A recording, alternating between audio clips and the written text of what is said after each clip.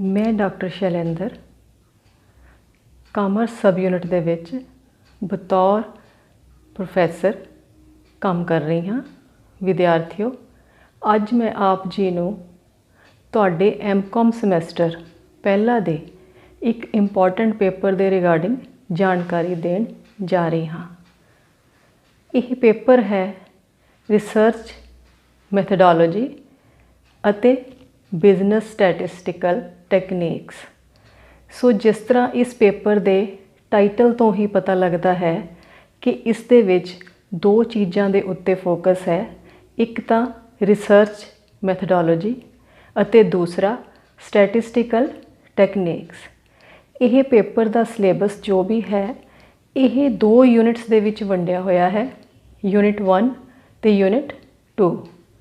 पहले यूनिट दे विच रिसर्च करन दे नाल जुड़े हुए मैथड्स नूं एक्सप्लेन किया गया है अते यूनिट सैकेंड दे विच जो भी सिलेबस है वो स्टैटिस्टिकल टैक्नीक्स नूं किवें अपलाई किया जाता है खोज दे काम दे दौरान, उस चीज़ बारे जानकारी दिती गई है। सो इत्थे इस पेपर नूं अटैम्प्ट करन दे एंगल तो मैं तुहानूं कुछ दसना चाहनी हाँ कि इस paper they which short questions भी तुहानूं आउणगे ते लॉन्ग क्वेश्चनस भी तुहानूं करने पैणगे। सो यूनिट पहला अते दूजा दोनों यूनिट्स दे विचों तुहानूं लॉन्ग क्वेश्चनस करने पैणगे। दो लॉन्ग क्वेश्चन तुहानूं दोनों यूनिट्स दे विचों करने पैणगे जिहड़े 10-10 अंकां दे होणगे।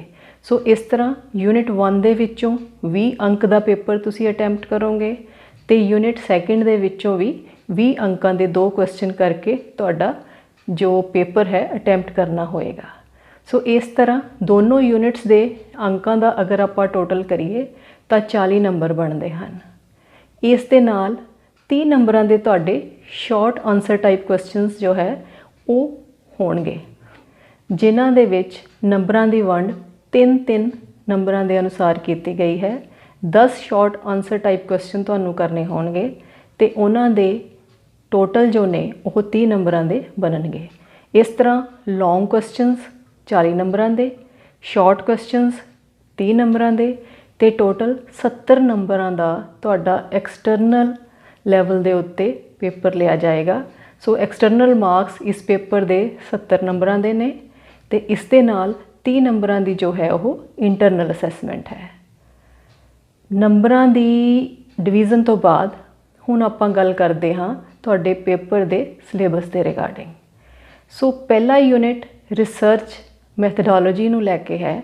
सो रिसर्च मैथडोलॉजी दा मतलब की है, बेसिक कंसैप्ट की है, इसका फ़ायदा की है, यूटिलिटी की है, खोज दे अंदर रिसर्च करन दे ढंगां दे उत्ते मैथड्स दे उत्ते इन्ना जोर क्यों दिता जाता है, इस नाल खोज दे काम नूं की इंपॉर्टेंस मिलती है, किवें होर निखार मिलता है, उस दे रिगार्डिंग गल की गई है।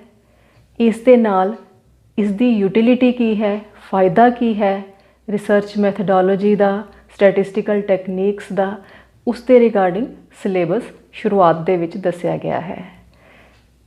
सो अगर आपां गल करिए रिसर्च दी तो सिंपल सेंस दे विच इसनूं अगर समझना होवे, लेमैन दी तरह अगर आपां इसनूं अंडरस्टैंड करिए तो रिसर्च का मतलब है अगेन एंड अगेन दोबारा तो आपां कुछ नवां लभण दी कोशिश करते हाँ।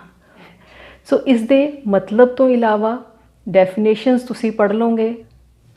इस दे नाल अगे आपां गल करते हाँ रिसर्च प्रोसैस दी।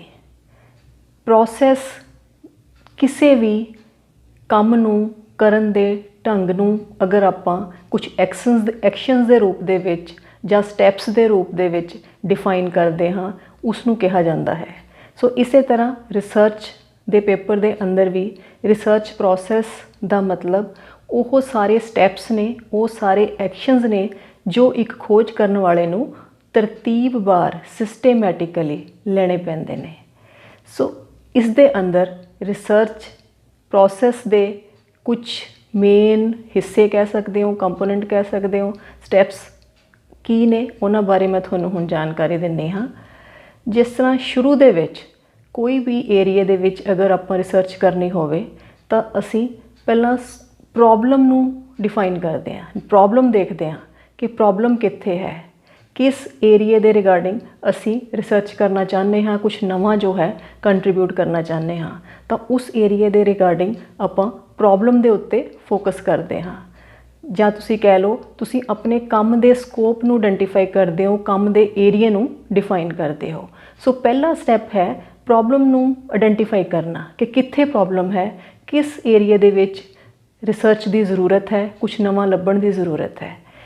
ਇਸ ਤਰ੍ਹਾਂ ਖੋਜ ਵਾਸਤੇ ਕਿਹੜੇ ਏਰੀਏ ਦੇ ਵਿੱਚ ਕੰਮ ਕਰਨ ਦੀ ਜ਼ਰੂਰਤ ਹੈ, ਉਸ ਨੂੰ ਲੱਭਣ ਤੋਂ ਬਾਅਦ, ਆਇਡੈਂਟੀਫਾਈ ਕਰਨ ਤੋਂ ਬਾਅਦ ਸਾਡਾ ਅਗਲਾ ਸਟੈਪ ਹੁੰਦਾ ਹੈ ਕਿ ਰਿਵਿਊ ਆਫ ਲਿਟਰੇਚਰ ਦਾ, ਜਿਸ ਨੂੰ ਆਪਾਂ ਕਹਿ ਸਕਦੇ ਹਾਂ ਕਿ ਉਸ ਪ੍ਰੋਬਲਮ ਦੇ ਨਾਲ ਜੁੜੀ ਹੋਈ ਹੁਣ ਤੱਕ ਕਿਸ ਤਰ੍ਹਾਂ ਦੀ ਜਾਣਕਾਰੀ ਅਵੇਲੇਬਲ ਹੈ ਜੋ ਲਿਟਰੇਚਰ ਦੇ ਵਿੱਚ ਪਈ ਹੈ। ਸੋ ਸੋਸ਼ਲ ਸਾਇੰਸਿਸ ਨਾਲ ਜੁੜੇ ਹੋਏ ਲਿਟਰੇਚਰ ਦੇ ਵਿੱਚੋਂ ਉਸ ਤਰ੍ਹਾਂ ਦੀ ਜਾਣਕਾਰੀ ਨੂੰ ਪੜ੍ਹ ਕੇ, ਰਿਵਿਊ ਕਰਕੇ, ਇਕੱਠਾ ਕਰਕੇ ਅਸੀਂ ਆਪਣੇ ਕੰਮ ਨੂੰ ਸੇਧ ਦਿੰਦੇ ਹਾਂ। ਇਸ ਤਰ੍ਹਾਂ ਰਿਸਰਚ ਪ੍ਰੋਸੈਸ ਦੇ ਅੰਦਰ ਦੂਸਰਾ ਸਟੈਪ ਹੈ ਕਿ ਆਪਾਂ ਰਿਵਿਊ ਆਫ ਲਿਟਰੇਚਰ ਕਰਦੇ ਹਾਂ। ਰਿਵਿਊ ਆਫ ਲਿਟਰੇਚਰ ਤੋਂ ਬਾਅਦ ਅਸੀਂ ਆਪਣੇ ਕੰਮ ਨੂੰ ਹੋਰ ਕਲੀਅਰ ਕਰਦੇ ਹਾਂ, ਹੋਰ ਅਗਲੇ ਸਟੈਪ ਨੂੰ ਡਿਫਾਈਨ ਕਰਦੇ ਹਾਂ।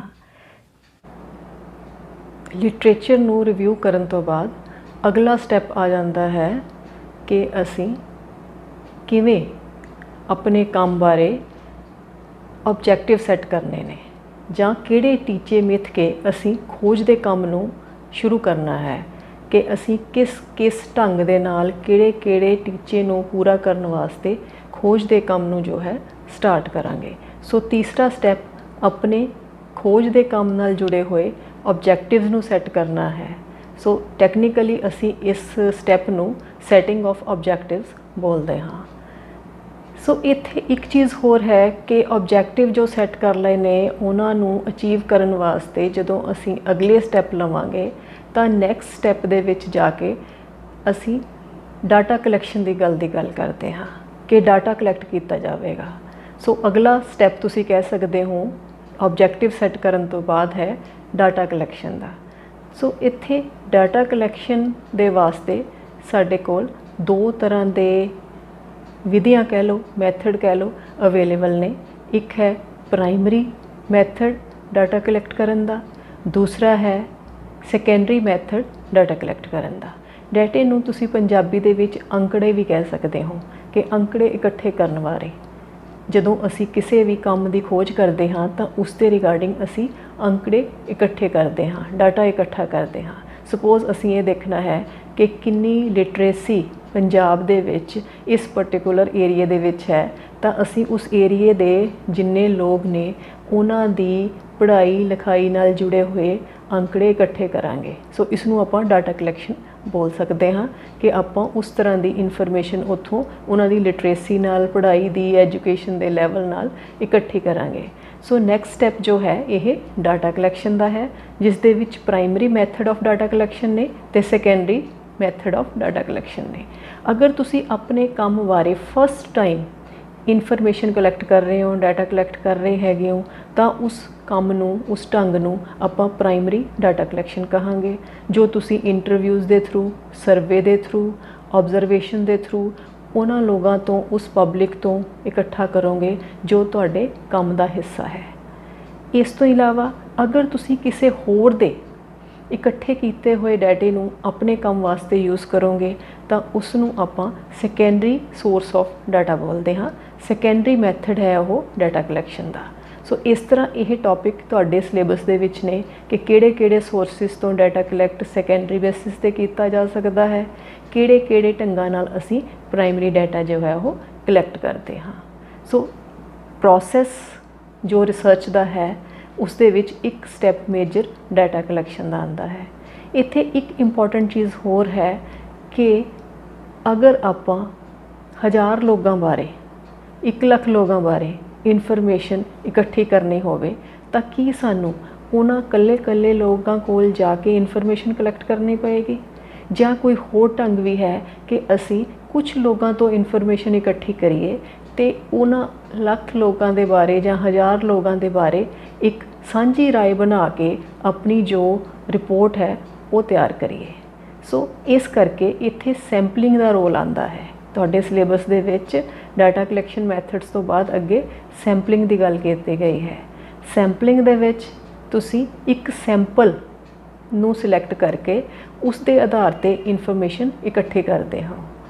ਜਿਸ ਤਰ੍ਹਾਂ ਮੰਨ ਲਓ ਅਸੀਂ ਕੋਈ ਪਕਵਾਨ ਬਣਾਉਂਦੇ ਹਾਂ, ਮੰਨ ਲਓ ਅਸੀਂ ਰਾਈਸ ਬਣਾਉਂਦੇ ਹਾਂ, ਅਸੀਂ ਦੇਖਣਾ ਚਾਹੁੰਦੇ ਹਾਂ ਕਿ ਬਣਨ ਤੋਂ ਬਾਅਦ ਉਹਦੇ ਵਿੱਚ ਸਾਲਟ ਦੀ ਕੀ ਮਾਤਰਾ ਹੈ, ਚਿੱਲੀ ਦੀ ਕੀ ਮਾਤਰਾ ਹੈ, ਆਇਲ ਕਿਸ ਤਰ੍ਹਾਂ ਹੈ, ਉਹ ਪ੍ਰੋਪਰ ਪੱਕੇ ਨੇ ਜਾਂ ਨਹੀਂ ਪੱਕੇ ਨੇ। ਤਾਂ ਅਸੀਂ ਕੀ ਕਰਾਂਗੇ, ਇੱਕ ਸਪੂਨ ਦੇ ਨਾਲ ਅਸੀਂ ਉਹਨਾਂ ਨੂੰ ਟੇਸਟ ਕਰਕੇ ਉਸ ਸਾਰੀ ਕੁਆਂਟਿਟੀ ਬਾਰੇ ਆਈਡੀਆ ਲਗਾ ਲਵਾਂਗੇ ਜੋ ਉਹ ਰਾਈਸ ਅਸੀਂ ਬਣਾਏ ਨੇ। ਸੋ ਜਿਸ ਸਪੂਨ ਦੇ ਨਾਲ ਆਪਾਂ ਉਸ ਡਾਟੇ ਉਹਨਾਂ ਚਾਵਲਾਂ ਬਾਰੇ ਦੇ ਪੱਕੇ ਹੋਣ ਬਾਰੇ ਰਾਏ ਬਣਾ ਰਹੇ ਹਾਂ, ਉਸ ਨੂੰ ਆਪਾਂ ਸੈਂਪਲ ਬੋਲਦੇ ਹਾਂ। ਟੈਕਨੀਕਲੀ ਅਗਰ ਆਪਾਂ ਗੱਲ ਕਹੀਏ ਤਾਂ ਆਪਾਂ ਕੁਝ ਛੋਟੇ ਜਿਹੇ ਹਿੱਸੇ ਤੋਂ ਇਨਫੋਰਮੇਸ਼ਨ ਇਕੱਠੀ ਕਰ ਲੈਂਦੇ ਹਾਂ, ਜਿਸ ਦੇ ਬਿਹਾਫ ਦੇ ਉੱਤੇ ਅਸੀਂ ਸਾਰੇ ਓਵਰਆਲ ਜੋ ਸਾਡੀ ਪਾਪੂਲੇਸ਼ਨ ਹੈ ਉਸ ਦੇ ਬਾਰੇ ਆਪਣੀ ਰਾਏ ਜੋ ਹੈ ਉਹ ਦਿੰਦੇ ਹਾਂ। ਸੋ ਇਸ ਤਰ੍ਹਾਂ ਸੈਂਪਲਿੰਗ ਦਾ ਮਤਲਬ ਸਾਰੇ ਪਾਪੂਲੇਸ਼ਨ ਤੋਂ, ਸਾਰੇ ਲੋਕਾਂ ਤੋਂ ਇਨਫੋਰਮੇਸ਼ਨ ਕਲੈਕਟ ਕਰਨ ਦੀ ਬਜਾਏ ਅਸੀਂ ਕੁਝ ਕੁ ਲੋਕਾਂ ਨੂੰ ਚੂਜ਼ ਕਰਦੇ ਹਾਂ ਜਿਨ੍ਹਾਂ ਤੋਂ ਅਸੀਂ ਇਨਫੋਰਮੇਸ਼ਨ ਕਲੈਕਟ ਕਰਦੇ ਹਾਂ। ਫਿਰ ਉਸ ਇਨਫੋਰਮੇਸ਼ਨ ਦੇ ਬਿਹਾਫ ਦੇ ਉੱਤੇ ਅਸੀਂ ਸਾਰੀ ਪਾਪੂਲੇਸ਼ਨ ਬਾਰੇ ਇੱਕੋ ਰਾਏ ਬਣਾਉਂਦੇ ਹਾਂ ਕਿ ਜੋ ਉਹ ਸੈਂਪਲ ਸਾਈਜ਼ ਤੋਂ ਸਾਨੂੰ ਇਨਫੋਰਮੇਸ਼ਨ ਮਿਲੀ ਹੈ ਉਹ ਇਨਫੋਰਮੇਸ਼ਨ ਉਹੀ ਹੀ ਹੋਣੀ ਸੀ ਜੋ ਇਨਫੋਰਮੇਸ਼ਨ ਅਸੀਂ ਇਕੱਲੇ ਬੰਦੇ ਤੋਂ ਕਲੈਕਟ ਕਰਨੀ ਸੀ। ਸੋ ਇਸ ਤਰ੍ਹਾਂ ਸੈਂਪਲਿੰਗ ਦਾ ਸਟੈਟਿਸਟਿਕਲ ਟੈਕਨੀਕਸ ਦੇ ਵਿੱਚ ਇੱਕ ਮੇਜਰ ਰੋਲ ਹੈ, ਸਟੈਟ ਦੇ ਵਿੱਚ ਇੱਕ ਮੇਜਰ ਰੋਲ ਹੈ। ਸੋ ਸੈਂਪਲਿੰਗ ਕਰਨ ਟਾਈਮ ਸਾਨੂੰ ਕਈ ਢੰਗਾਂ ਦੇ ਨਾਲ ਕਈ ਚੀਜ਼ਾਂ ਦਾ ਧਿਆਨ ਰੱਖਣਾ ਪੈਂਦਾ ਹੈ ਕਿ ਸੈਂਪਲ ਕਿਵੇਂ ਕਲੈਕਟ ਕੀਤਾ ਜਾਵੇ, ਸੈਂਪਲ ਕਿਹੜੇ ਤਰ੍ਹਾਂ ਦੀ ਪ੍ਰੋਬਲਮ ਲਈ ਕਿਸ ਤਰ੍ਹਾਂ ਸਾਨੂੰ ਕਲੈਕਟ ਕਰਨਾ ਪਏਗਾ ਤਾਂ ਜੋ ਸਾਡੀ ਡਾਟਾ ਜੋ ਕਲੈਕਟ ਹੋਏਗਾ ਉਸ ਦੇ ਵਿੱਚ ਬਾਇਸਨੈਸ ਨਾ ਹੋਵੇ, ਉਹ ਐਕੂਰੇਟ ਹੋਵੇ, ਰਿਲਾਇਬਲ ਹੋਵੇ, ਉਸ ਦੇ ਉੱਤੇ ਅੱਗੇ ਹੋਰ ਕੰਮ ਕੀਤਾ ਜਾ ਸਕੇ। ਸੋ ਇੱਕ ਟੌਪਿਕ ਤੁਹਾਡਾ ਸੈਂਪਲਿੰਗ ਦਾ ਹੈ। ਇਸ ਦੇ ਨਾਲ ਇੱਕ ਚੀਜ਼ ਹੋਰ ਹੈ ਕਿ ਅਗਰ ਸਟੂਡੈਂਟ ਆਪਣੀ ਰਿਸਰਚ ਨੂੰ ਹਾਈਪੋਥੈਟੀਕਲੀ ਢੰਗ ਦੇ ਨਾਲ ਕਰਨਾ ਚਾਹੁੰਦਾ ਹੈ ਤਾਂ ਸਟੂਡੈਂਟ ਹਾਈਪੋਥਿਸ ਸੈੱਟ ਕਰਦਾ ਹੈ। ਸੋ ਹਾਈਪੋਥੀਸਿਸ ਦੋ ਵਰਡਸ ਦੇ ਨਾਲ ਬਣਿਆ ਹੋਇਆ ਹੈ, ਇੱਕ ਹਾਈਪੋ, ਦੂਸਰਾ ਥੀਸਿਸ। ਹਾਈਪੋਥੀਸਿਸ ਦਾ ਮਤਲਬ ਕੀ ਹੈ ਕਿ ਅਸੀਂ ਟੈਂਟੇਟਿਵ ਅਜ਼ੰਪਸ਼ਨ ਸਟਾਰਟਿੰਗ ਦੇ ਵਿੱਚ ਹੀ ਕੰਮ ਦੇ ਬਾਰੇ ਕੁਝ ਐਜ਼ਿਊਮ ਕਰ ਲੈਂਦੇ ਹਾਂ ਕਿ ਇਸ ਤਰ੍ਹਾਂ ਹੋਏਗਾ ਜਾਂ ਇਸ ਤਰ੍ਹਾਂ ਨਹੀਂ ਹੋਏਗਾ। ਜੋ ਵੀ ਅਸੀਂ ਕੰਮ ਕਰਨ ਜਾ ਰਹੇ ਹਾਂ ਉੱਥੋਂ ਸਾਨੂੰ ਇਸ ਤਰ੍ਹਾਂ ਦੀ ਇਨਫੋਰਮੇਸ਼ਨ ਮਿਲੇਗੀ, ਇਹ ਚੀਜ਼ ਹੋਏਗੀ, ਇਸ ਤਰ੍ਹਾਂ ਦੇ ਰਿਜ਼ਲਟ ਆਉਣਗੇ ਜਾਂ ਇਸ ਤਰ੍ਹਾਂ ਦੇ ਰਿਜ਼ਲਟ ਨਹੀਂ ਆਉਣਗੇ। ਸੋ ਇਹਨਾਂ ਅਜ਼ੰਪਸ਼ਨਸ ਨੂੰ ਡਿਫਾਈਨ ਕਰਕੇ ਅਸੀਂ ਅੱਗੇ ਚੱਲਦੇ ਹਾਂ। ਜਿਸ ਤਰ੍ਹਾਂ ਤੁਸੀਂ ਯੂਨਿਟ ਸੈਕਿੰਡ ਦੇ ਵਿੱਚ ਦੇਖੋਗੇ ਤੁਹਾਡਾ ਉੱਥੇ ਟੌਪਿਕ ਨੇ ਹਾਈਪੋਥੀਸਿਸ ਟੈਸਟਿੰਗ ਨੂੰ ਲੈ ਕੇ। ਸੋ ਹਾਈਪੋਥੀਸਿਸ ਜੋ ਆਪਾਂ ਪਹਿਲਾਂ ਐਡਵਾਂਸ ਦੇ ਵਿੱਚ ਅਜ਼ੰਪਸ਼ਨਸ ਮੰਨ ਕੇ ਚੱਲੇ ਹਾਂ, ਟੈਂਟੇਟਿਵ ਸਟੇਟਮੈਂਟਸ ਆਪਾਂ ਬਣਾਉਂਦੇ ਹਾਂ ਕਿ ਇਸ ਤਰ੍ਹਾਂ ਦੀ ਸਿਚੁਏਸ਼ਨ ਹੋਏਗੀ, ਇਸ ਤਰ੍ਹਾਂ ਦਾ ਡਾਟਾ ਆਏਗਾ, ਇਹ ਸਾਨੂੰ ਰਿਜ਼ਲਟ ਇਸ ਤਰ੍ਹਾਂ ਦੇ ਮਿਲਣਗੇ, ਉਸ ਨੂੰ ਫਿਰ ਆਪਾਂ ਅੱਗੇ ਟੈਸਟ ਕਰਦੇ ਹਾਂ ਜੋ ਅੱਗੇ ਹਾਈਪੋਥੀਸਿਸ ਟੈਸਟਿੰਗ ਦੇ ਪਾਰਟ ਦੇ ਅੰਡਰ ਦੱਸੇ ਜਾਂਦੇ ਨੇ। ਸੋ ਇਸ ਚੈਪਟਰ ਦੇ ਇਸ ਯੂਨਿਟ ਦੇ ਵਿੱਚ ਤੁਸੀਂ ਦੇਖੋਗੇ ਕਿ ਹਾਈਪੋਥੀਸਿਸ ਟੈਸਟਿੰਗ ਵਾਸਤੇ ਅਲੱਗ-ਅਲੱਗ ਤਰ੍ਹਾਂ ਦੇ ਸਾਡੇ ਕੋਲ ਸਟੈਟਿਸਟਿਕਲ ਟੂਲਸ ਨੇ ਜਿਨ੍ਹਾਂ ਨੂੰ ਅਪਲਾਈ ਕਰਨ ਵਾਸਤੇ ਸਾਨੂੰ ਡਾਟਾ ਜੋ ਅਸੀਂ ਕਲੈਕਟ ਕੀਤਾ ਹੈ ਉਸ ਦੀ ਨੇਚਰ ਨੂੰ ਦੇਖਣਾ ਪੈਂਦਾ ਹੈ। ਡਾਟੇ ਦੀ ਨੇਚਰ ਕਿਸ ਤਰ੍ਹਾਂ ਦੀ ਹੈ, ਨਾਰਮਲ ਡਿਸਟ੍ਰੀਬਿਊਸ਼ਨ ਹੈ ਜਾਂ ਨਾਰਮਲ ਡਿਸਟ੍ਰੀਬਿਊਸ਼ਨ ਨਹੀਂ ਹੈ, ਕਿਉਂਕਿ ਨਾਰਮਲ ਡਿਸਟ੍ਰੀਬਿਊਸ਼ਨ ਵਾਸਤੇ ਸਟੈਟਿਸਟਿਕਲ ਜੋ ਟੈਸਟ ਨੇ ਉਹ ਡਿਫਰੈਂਟ ਅਪਲਾਈ ਹੁੰਦੇ ਨੇ। ਅਗਰ ਡਾਟੇ ਦੀ ਜੋ ਡਿਸਟ੍ਰੀਬਿਊਸ਼ਨ ਹੈ ਉਹ ਨਾਰਮਲ ਨਹੀਂ ਹੈ ਤਾਂ ਉਸ ਵਾਸਤੇ ਡਿਫਰੈਂਟ ਟੈਸਟ ਜੋ ਹੈ ਉਹ ਸਟੈਟ ਦੀਆਂ ਬੁੱਕਸ ਦੇ ਵਿੱਚ ਤੁਸੀਂ ਦੇਖ ਸਕਦੇ ਹੋ ਮਿਲਦੇ ਨੇ। ਸੋ ਸੈਕਿੰਡ ਯੂਨਿਟ ਜੋ ਹੈ ਉਹ ਹਾਈਪੋਥੀਸਿਸ ਟੈਸਟਿੰਗ ਦੇ ਨਾਲ ਹੈ ਕਿ ਜੋ ਵੀ ਅਸੀਂ ਅਜ਼ੰਪਸ਼ਨਸ ਪਹਿਲਾਂ ਮੰਨ ਕੇ ਚੱਲੇ ਹਾਂ ਉਹ ਅਜ਼ੰਪਸ਼ਨਸ ਨੂੰ ਅਸੀਂ ਇਹਨਾਂ ਟੈਸਟ ਦੇ ਨਾਲ ਟੈਸਟ ਕਰਦੇ ਹਾਂ, ਚੈੱਕ ਕਰਦੇ ਹਾਂ ਕਿ ਉਹ ਅਜ਼ੰਪਸ਼ਨ ਨੂੰ ਅਸੀਂ ਅਪਰੂਵ ਕਰੀਏ ਜਾਂ ਡਿਸਅਪਰੂਵ ਕਰੀਏ। जो असी मन के चले हाँ कि इस तरह होएगा या इस तरह नहीं होएगा, की डाटा एक्चुअल दे विच कलैक्ट होने तो बाद जो लोगों की राय है, जो कॉमन राय है, वो साडी अजम्पशनस उसके नाल जांदियां ने या उसके अगेंस्ट जांदियां ने। अगर वो अजम्पशन सेम है तो असी उस दे नाल अपनी अजम्पशन नू अप्रूव करांगे, अदरवाइज असी उन्हां हाइपोथेसिस नू डिसअप्रूव करांगे। सो इस नू होर वैलिड, होर एक्यूरेट ढंग दे नाल दस्सण वास्ते असी अगे स्टैटिस्टिकल टैसट की गल करते हाँ, जो थोड़े syllabus they which unit 2 they which mention ने। स्टैटिस्टिकल टैसट जिमें कि टी टैसट है, एफ टैसट है, काई स्केयर टैसट है, डब्ल्यू टैसट है, एच टैसट है। सो यह टैसट स्टैटिस्टिकल टैकनीक्स दे नाम दे नाल बुक्स दे विच तुहानूं अवेलेबल होणगे, जो कलैक्ट होए डाटे दी वैलिडिटी की गल करते हैं, एक्यूरेसी की गल करते हैं, अथेंसिटी की गल करते हैं कि जो सैंपल बेस्ड असी इनफॉर्मेशन कलैक्ट की है वो टैसट की अपलाई होने तो बाद वो सपोर्ट करते हैं टैसट कि वो जो डाटा सैंपल बेस असी सिलैक्ट किया है वो सारी पापूलेशन नूं लैके, सारे लोगों नूं लैके सेम तरह नाल असी उसनूं मन सकते हाँ या नहीं मन सकते। सो इस तरह रिसर्च मैथडोलॉजी अते स्टैटिस्टिकल टैकनीक्स दे विच रिसर्च प्रोसैस दे दौरान रिसर्च प्रोसैस नूं स्टैप बाय स्टैप चलते हुए असी प्रॉब्लम नूं डिफाइन करके उस दे बेस दे उत्ते अगे की असी सिट्टे की असी निचोड़ कढ़ना चाहते हाँ, उन्हां नूं ध्यान च रखते हुए असी हाइपोथेसिस डिफाइन कर लैंदे हाँ, तो उन्हां दे नाल असी अगे डाटा कलैक्ट करके उन्हां दी टेस्टिंग करते हैं हाइपोथेसिस दी, उन्हां अजम्पशनस दी कि साडा जो एक्चुअल कलैक्टेड डाटा है वो उन्हां एडवांस दे विच मन्नियां हुई अजम्पशनस नूं मीट करता है या नहीं मीट करता है। सो उस दे नाल असी अपने डाटे नूं मैच करते हाँ। इस तो अगे साडा मेजर स्टैप है रिपोर्ट राइटिंग का। रिपोर्ट राइटिंग दे विच तुहानूं सिलेबस दे विच मैंशन किया होया है कि सिखाया जाएगा कि किस तरह रिपोर्ट लिखी जाती है, रिपोर्ट के किन्ने हिस्से होंदे हन, रिपोर्ट के शुरू दे विच की ढंग है, किस तरह की जानकारी जो असी खोज के दौरान कलैक्ट की है उसनूं लिखिया जाएगा। रिपोर्ट का मेन जो पार्ट है, मेन जो हिस्सा है, मेन जो बॉडी है उसनूं आपां किस तरह की इनफॉर्मेशन जो है उत्थे दसनी है। एंड दे उत्ते असी किवें कनक्लूजन ड्रा करने ने या किवें असी फर्दर जानकारी जो है उत्थे डिफाइन करनी है। अपेंडिक्स के पार्ट दे विच किहड़ियां जरूरतां हुंदियां ने, किस तरह का डाटा, किस तरह के सोर्सिस नूं असी उत्थे इन बिन मैंशन करना है, वो चीज़ आती है। सो एक पार्ट इस दे विच रिपोर्ट राइटिंग का है। इस तरह अगर तुसी देखो थोड़ा ओवरऑल पेपर की है कि रिसर्च मैथड्स की ने, उन्होंने अप्लाई करते हुए किमें रिसर्च की जा सकती है। इस दे नाल अगे अगर असी हाइपोथेटिकली चलते हाँ, अजम्पशनस मन के चलते हाँ, तो उन्होंने अजम्पशनस के बिहाफ के उत्ते असी किमें डाटे नूं एनालाइज करना है। उस डाटे एनालिसिस के बिहाफ के उत्ते जो भी साडे कोल टैसट अवेलेबल ने, किहड़े टैसट किहड़ी सिचुएशन दे विच लगाए जा सकते हैं, तो उन्हां दे लगाउण दा सानू की फ़ायदा है, कि सानू एडिशनल इनफॉर्मेशन उत्थों मिलेगी, उस बारे असी जानकारी इस दे विच पढ़ांगे। तो खोज का काम कंप्लीट करन तो बाद रिपोर्ट राइट डाउन किवें करनी है, जो भी असी काम कीता है वो उस प्लेटफॉर्म के उत्ते किवें आना चाहिए है कि जिन्हां वास्ते जिस परपज़ वास्ते असी वो रिसर्च की है उत्थे वो काम नूं यूज़ किया जा सके। सो रिपोर्ट राइटिंग एक प्रेजेंटेशन है कि साडे काम नूं असी प्रेजेंट किवें करना है, उस मैथड बारे असी गल करते हाँ। Thank you.